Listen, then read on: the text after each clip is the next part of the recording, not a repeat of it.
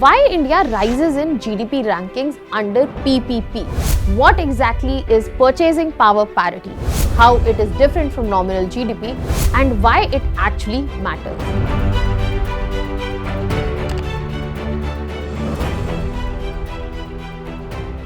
India is ranked as the 5th largest economy in terms of GDP. But the same IF which is saying that is also saying that India is the 3rd largest economy and it might become the 2nd largest by 2030 in terms of PPP. So why does India's global rankings keep changing? What is the factor behind it? Is PPP changing and making India's global rankings better? Let us try to understand. Hello everyone, welcome to Vajiram and Ravi's Flash News. My name is Shubhangi Singh and today we are going to talk about purchasing power parity. What exactly it is, how it is different from nominal GDP, why does it affect the global rankings and everything around it. So let us start with understanding what exactly is purchasing power parity. When we are talking about the word parity, it basically means at the same level, at the similar level. So when we are talking about purchasing power parity, it is trying to understand that how equal are the purchasing powers of different countries. If we have to define it, purchasing power parity or PPP can be defined as a concept that is comparing the buying power, that is purchasing power of different country and its currency. For example, let's just say there is a basket of goods that has multiple things in it.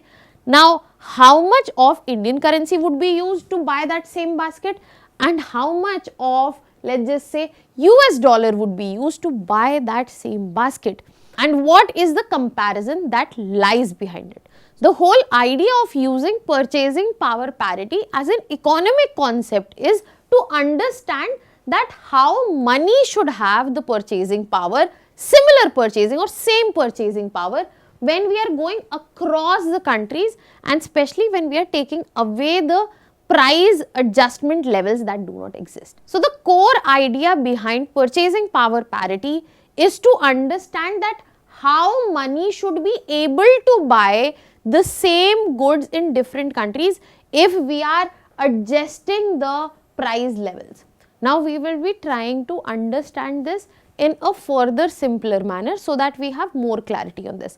Now, PPP becomes important for us because it is also used for rankings, it is also used for conversion rates as well, exchange rates when we are talking. So, let us start with understanding that what exactly is purchasing power parity. When we talk about purchasing power parity, the word that is being used here, that is parity, it basically means state of being equal. In this context, when we are saying purchasing power parity, that means we are looking at the equality of purchasing power.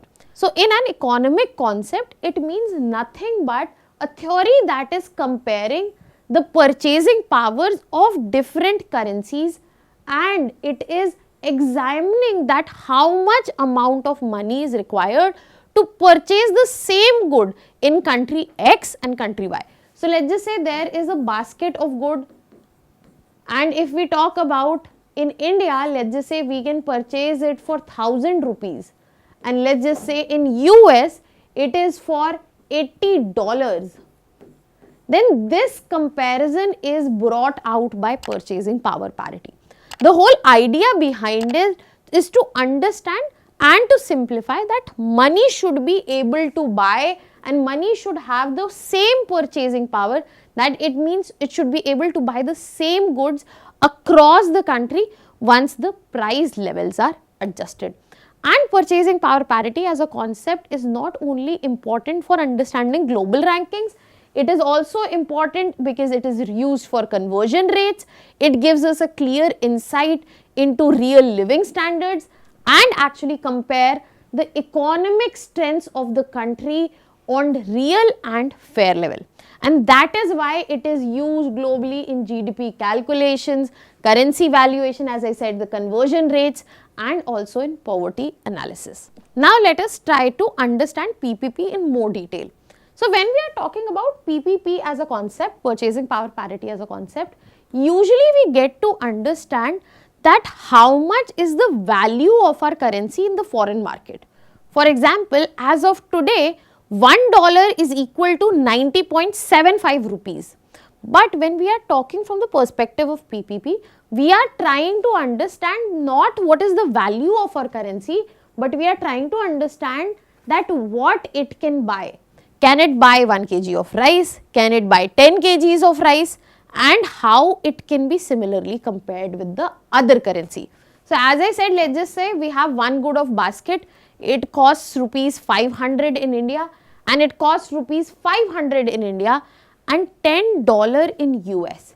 Now when we compare this, for example, if we are looking at PPP exchange rate, we will get to understand that 500 upon 10, that means 50.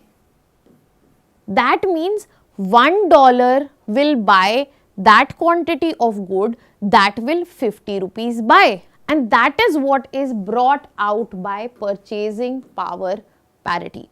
In real life, there are multiple indexes. For example, Big Mac index. It uses the Maharaja Mac as the basket of good and understands that how it can be bought by different currencies and how much of it can be brought by different currencies. And this is why we get to see that comparatively developing countries or the less developed countries, they have better purchasing, higher purchasing power. Now let me explain this. For example, you have $10. Based on the present exchange rate, you have 900 rupees. So if you are in a developed country where the cost of goods and services is higher, this $10, if you are in US, it might get you a sandwich, it might get you one drink. At max, you might be able to buy a dessert for yourself. But when you are talking about 900 rupees, it gives you way much more in that amount in India. So that is why we are saying that comparatively developing and less developed countries have high purchasing power for the same amount of money. So that means we get more from the same $10 in a developing or less developed or cheaper country. That means we can buy more. And this is where, when we are using PPP, we get to see that how much real consumption is possible with the money, with the same amount of money that is present with us. And in this context, you will find that India has higher purchasing power. Now let us move to understand that how purchasing power parity is calculated.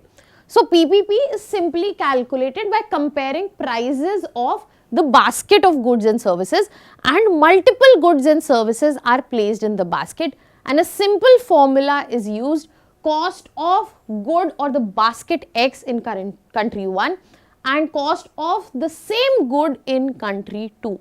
Just like we did for that basket of good, where we said it costs 500 rupees in India and it costs $10 in US.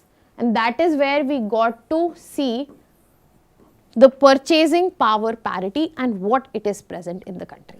Now that we have exactly understood what exactly is purchasing power parity, now let us move to understanding that why does it create a difference in the global rankings. So for that, we would have to understand that how purchasing power parity is different from nominal GDP. When we are talking about GDP, that is gross domestic product, it refers to the total monetary value of all the goods and services produced in a given specific period in the country's boundary. Now when we are talking about nominal GDP specifically here, it is measured using current market prices. If we had been talking about real GDP, can you tell me in the comment section, would it be current market prices or it would become constant market prices? Can you tell me in the comment section?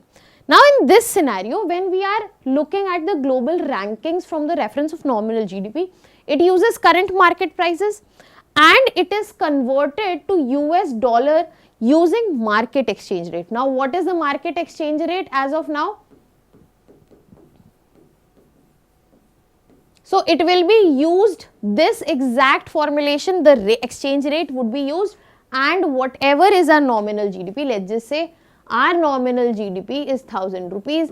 It will be converted to US dollar using this very formula, correct? Now, that is where the currency's fluctuation is going to impact it. Let's just say if this becomes 100, then the value of this will change in US dollars. If this becomes 80, then again the value of this will change. And that is why when we are calculating global rankings based on nominal GDP, we get to use it for trade exposure, external debt and forex flow. But if you want to understand the actual living standard, the real consumption that is happening in the country, for that we move to purchasing power parity, because the price level difference is adjusted using PPP exchange rate. In this context, as we had done, now based on this, which is comparatively less fluctuating, we get to see the PPP exchange rates which is used to calculate the GDP. In this context, we will get to see real purchasing capacity of the domestic economy, which will show us the living standards, which will show us the real consumption, which will give us an insight into the real economic size of the country. And that is why the global rankings differ, because nominal GDP will only show you that what is the value in terms of currency. Whatever is the production, whatever is the output, that will be compared with the benchmark of exchange rate. But in context of PPP, the conversion rate that will be used here is more stable, and it will give you a clear reflection of the value of goods and services at equal price levels. And that is why you get to see that India is ranked 5th in terms of GDP rankings when we are calculating at current market prices, that is nominal GDP. And when we are talking about based on PPP, it is at 3rd rank, and it is expected to go at 2nd by 2030. And there has been twice direct question in prelims as well. Now that we have a clarity on why global rankings differ, now let us also understand that why is there a huge difference for India in terms of GDP rankings. For countries such as India, the prices of goods and services are generally much lower.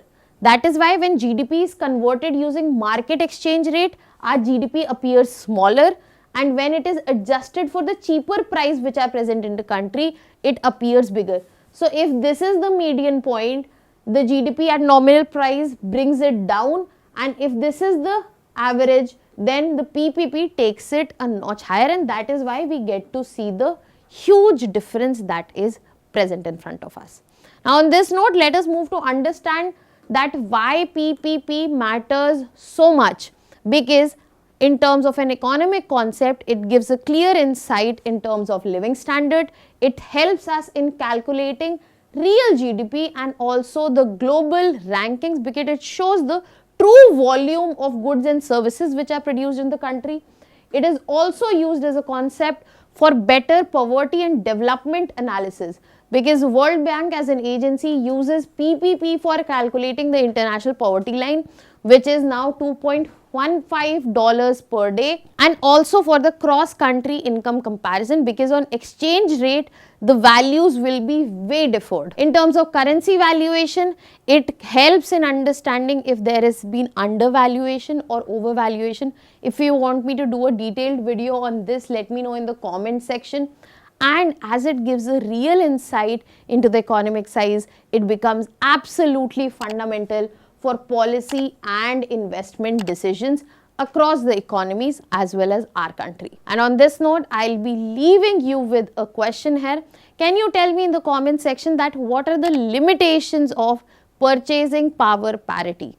That was all from my side. Thank you so much.